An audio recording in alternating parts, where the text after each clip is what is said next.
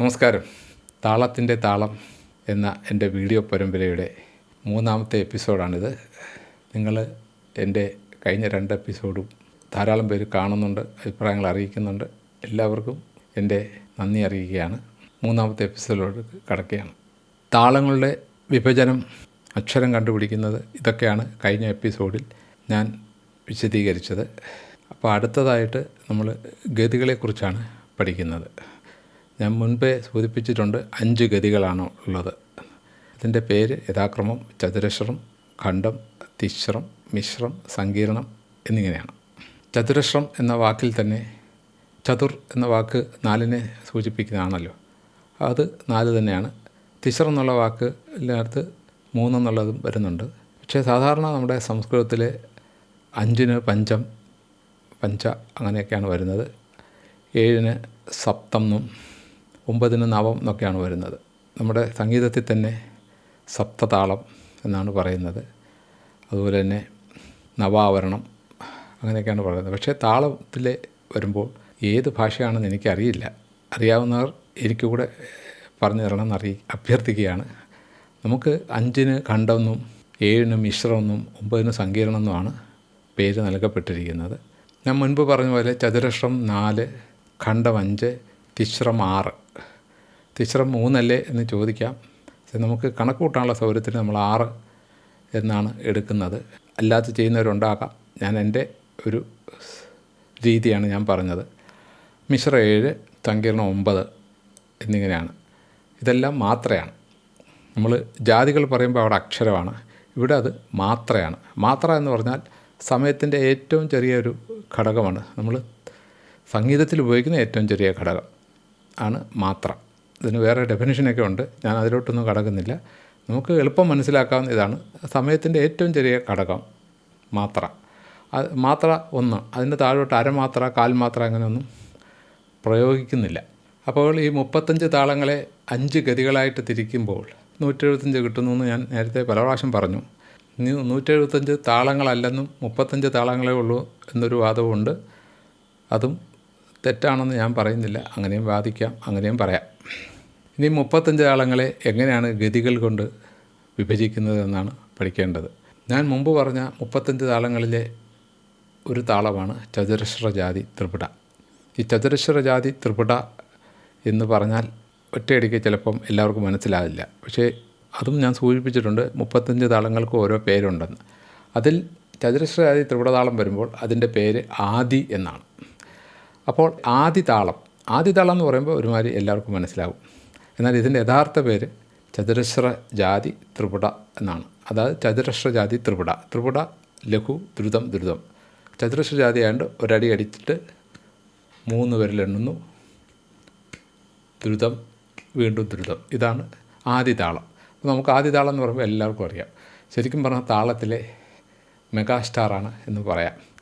ഏറ്റവും കൂടുതൽ എന്ന് പറഞ്ഞാൽ പോരാ, 2ാം സ്ഥാനത്തുള്ളതിനേക്കാൾ എത്രയോ മടങ്ങ് കൂടുതൽ കൃതികൾ, പാട്ടുകൾ ഒക്കെ ഈ ആദിതാളത്തിലാണ്. എല്ലാവർക്കും, ഏറ്റവും കൂടുതൽ ആളുകൾക്ക് എളുപ്പം മനസ്സിലാകുന്നതും എല്ലാം ഈ ആദിതാളമാണ്. വേറൊരു കാര്യം, ഈ 7 താളങ്ങൾക്കും സംസ്കൃതത്തിൽ വെവ്വേറെ പേരുകളുണ്ട് എന്ന് കാണപ്പെടുന്നു. അപ്പോൾ നിങ്ങൾ ചോദിക്കും, അപ്പോൾ ഈ പറയുന്ന പേരുകൾ, അതായത് ധ്രുവം, മട്യം എന്നൊക്കെ ഉള്ളത് ഏത് ഭാഷയാണെന്നുള്ളത് അറിയില്ല എന്നാണ് എനിക്ക് പറയാനുള്ള ഉത്തരം. അറിയാവുന്നവർ അതും അറിയിക്കുക. നമുക്ക് സംസ്കൃതത്തിലുള്ള 7 പേരുകൾ: ധ്രുവത്തിന് ഇന്ദ്രനീലം, മഠ്യത്തിന് മഹാവജ്രം, രൂപകത്തിന് നിരോഷ്ടം, ത്രിപുടയ്ക്ക് കോകിലം, അടയ്ക്ക് ആവർത്തകം, ജംബയ്ക്ക് ശീരം, ഏകത്തിന് സദാനന്ദ എന്നിങ്ങനെ സംസ്കൃതത്തിൽ പേരുകൾ കാണുന്നു. ഇതൊക്കെ വെറുതെ അറിഞ്ഞിരിക്കാമെന്നുള്ളതല്ലാതെ ഇതൊക്കൊണ്ടൊന്നും സംഗീതം പഠിക്കുമ്പോൾ ഈ ഇന്ദ്രനീലം, ശീരം എന്നുള്ള പേരുകളൊന്നും എങ്ങും ഉപയോഗത്തിന് വരുന്നില്ല. അതുകൊണ്ട് ഇതൊക്കെ അറിഞ്ഞിരിക്കാം എന്നുള്ളതേ ഉള്ളൂ. ഈ ധ്രുവം, മഠ്യം, രൂപം എന്നുള്ള പേര് പോലും നമുക്ക് വാസ്തവത്തിൽ ഇല്ല. കാരണം ഇതിനെ ജാതികളിലൊക്കെ കൊണ്ട് തിരിക്കുമ്പോൾ ഇതിനൊക്കെ പേരുകൾ വീണ്ടും മാറുന്നുണ്ട്. ഉപയോഗിക്കുന്നില്ലെങ്കിൽ പോലും 35 താളങ്ങൾക്കും ഓരോ പേരുണ്ടെന്ന് ഞാൻ മുൻപ് സൂചിപ്പിച്ചു. മണി, ശ്രീകര, ഭുവന അങ്ങനെ ഓരോ പേരുകളാണ് ഈ 35 താളങ്ങൾക്കുള്ളത്. അതിൽ ചതുരശ്രാതി ത്രിപുടതാളം വരുമ്പോൾ അതിന് ആദി എന്ന് പേര് വരും. പക്ഷേ ഈ ആദി എന്നുള്ള പേര് മാത്രമാണ് ഈ യഥാർത്ഥ പേര് അല്ലാതെ ഉപയോഗിക്കുന്നത്. ബാക്കി എല്ലാ താളങ്ങളെയും ചതുരശ്രജാതി ധ്രുവം, ഖണ്ഡജാതി അട, തിശ്രജാതി ഏകം ഇങ്ങനെയൊക്കെ തന്നെയാണ് അറിയപ്പെടുന്നത്. അതിൻ്റെ മറ്റു പേരുകൾ അറിയപ്പെടുന്നില്ല. ഇപ്പോൾ പറഞ്ഞു വന്നത് ആദിതാളത്തെക്കുറിച്ചാണ്. ചതുരശ്രജാതി ത്രിപുട എന്ന് യഥാർത്ഥ പേരുള്ള ആദിതാളം താളങ്ങളിലെ സൂപ്പർ സ്റ്റാർ അല്ല മെഗാസ്റ്റാർ ആണെന്ന് ഞാൻ പറഞ്ഞു.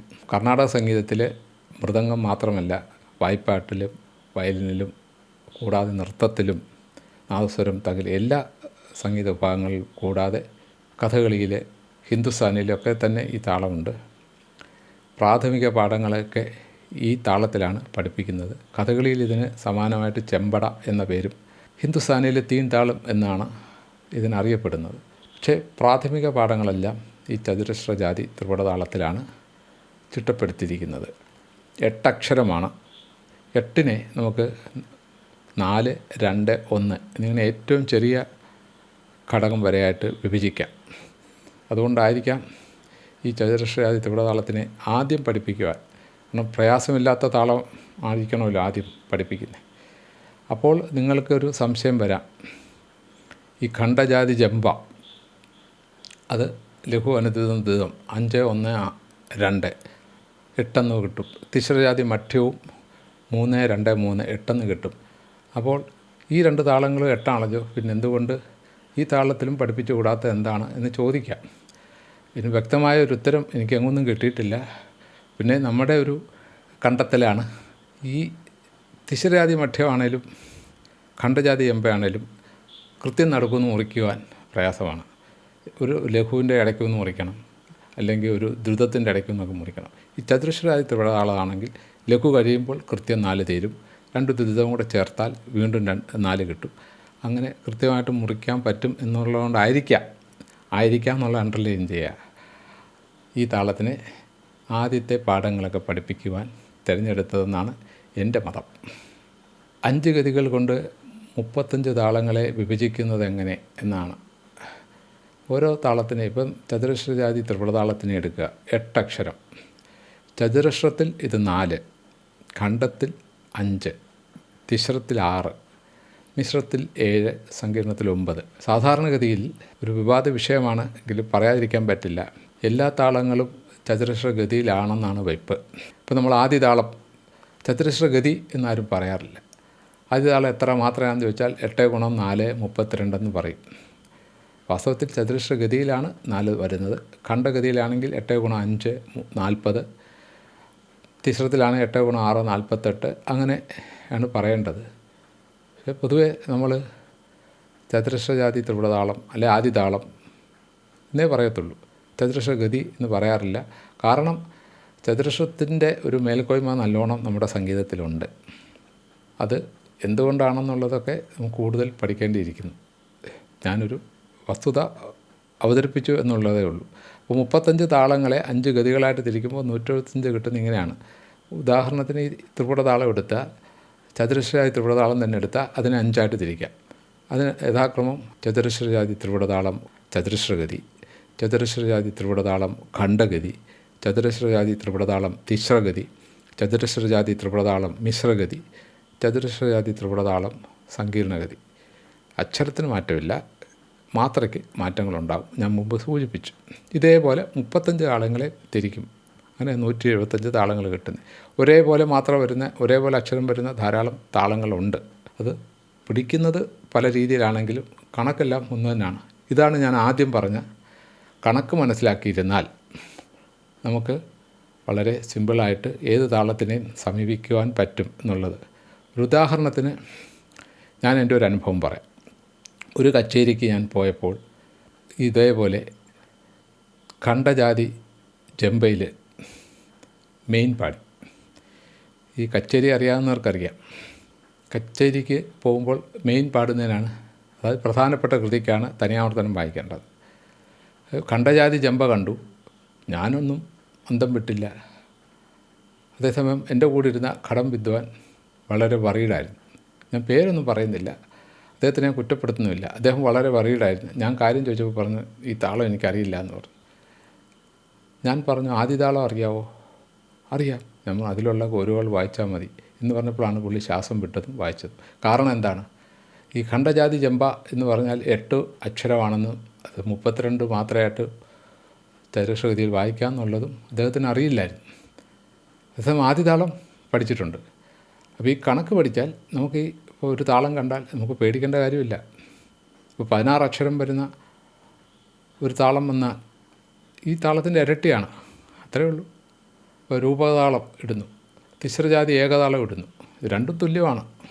കണക്കറിഞ്ഞിരുന്നാൽ ഇതൊക്കെ നമുക്ക് സിമ്പിളായിട്ട് കൈകാര്യം ചെയ്യാവുന്നേ ഉള്ളൂ.